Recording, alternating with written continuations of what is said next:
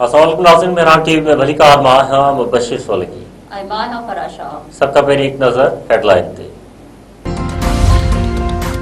अमरीकी सदर Donald Trump चयो आहे त ईरान जे हवाले सां सुठी ख़बर आहे, सुभाणे को सरप्राइज़ थी सघे थो।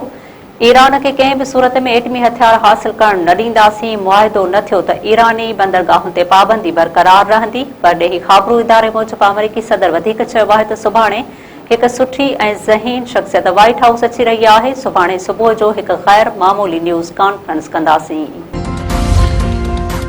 ईरान जंगबंदीअ जी भनकड़े ते हुर्मुज़ वारो सामूंडी लंघ ॿीहर बंदि करण जो चुता ॾेई छॾियो। ईरानी परॾेही वज़ारत जो चवणु आहे त हुर्मुज़ वारे सामूंडी लंघ में अच वञ हमला न करण सां मशरूत आहे। अहम वापारी लंघ ताईं पहुच जो दारो मदार जंगबंदीअ जी सूरतहाल ते आहे। ईरानी स्पीकर बाकर कालीबाग चयो आहे त अमरीकी सदर जा बयान कूड़ ते ॿधल आहिनि। ईरान पंहिंजो रचियल यूरेनियम ॿाहिरि मुंतक़िल न कंदो।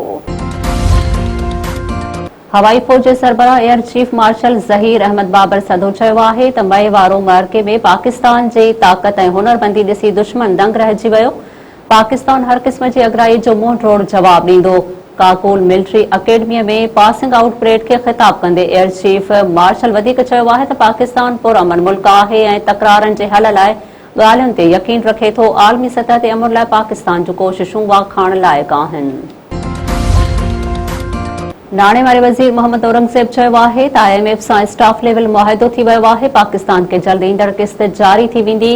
S&P ग्लोबल रेटिंग्स जे नुमाइंदनि सां मुलाक़ात में ॻाल्हाईंदे नाणे वारे वज़ीर वधीक चयो आहे त पाकिस्तान हलंदड़ महीने $1.4 अरब जो यूरोबांड कामयाबीअ सां अदा कयो आहे। सऊदी अरब $3 अरब जे इज़ाफ़े माली मदद जी ख़ातिरी कराई आहे। ठटे विचो ख़ौफ़नाक रोड हादसो, दड़ेवासी 3 ॼणा फोत 2 ज़ख़्मी। शुगर मिल भरिसां नामालूम तेज़ रफ़्तार गाॾी कार खे टक्कर हणी फरार। फोतियुनि जे इनायत सुमरो, ममताज़ सुमरो ऐं फैज़ान सुमरो तौरु सुञाणप। 2 ज़ख़्मी नाज़ुक हालत में अस्पताल दाख़िल। पुलिस पारां हादसे जी जांच शुरू। दादो में मेहरान टीवी जे कैमरामैन जो भाणे जो हथियारबंदनि हथां क़त्ल। कोटड़ीअ खां महिमान थी आयल सजाद खोसो जो एक्साइज़ ऑफिस भरिसां गोलियूं लॻल लाश मिलियो। इतला बावजूद ए सेक्शन पुलिस 2 कलाकनि खां पोइ पहुची लाश अस्पताल मुंतक़िल कयो। वेहड़ वेझो इम्तिहान ॾियण लाइ वियल शागिर्दाणी ओबाश नौजवान हथां अगवा ऐं बाज़ियाब। ॻोठ हासिल खोसो वासण शबाना चांडियो खे जवाबदार अगवा करे हिकु जॻह में कैद करे छॾियो। दोस्ती रखण लाइ न्याणी मथां पंहिंजे भेण जे साम्हूं तशद्दुद ऐं हवाई फायरिंग। मुतासिर शागिर्दाणी बाज़ियाबीअ बादि वालिद सां गॾु दांह खणी थाणे ते पहुची वई। शबाना चांडियो दाहींदे चयो आहे त ओबाश जवाबदार फरीद खोसो खेसि मुसलसल हिरास सां कंदो रहे थो।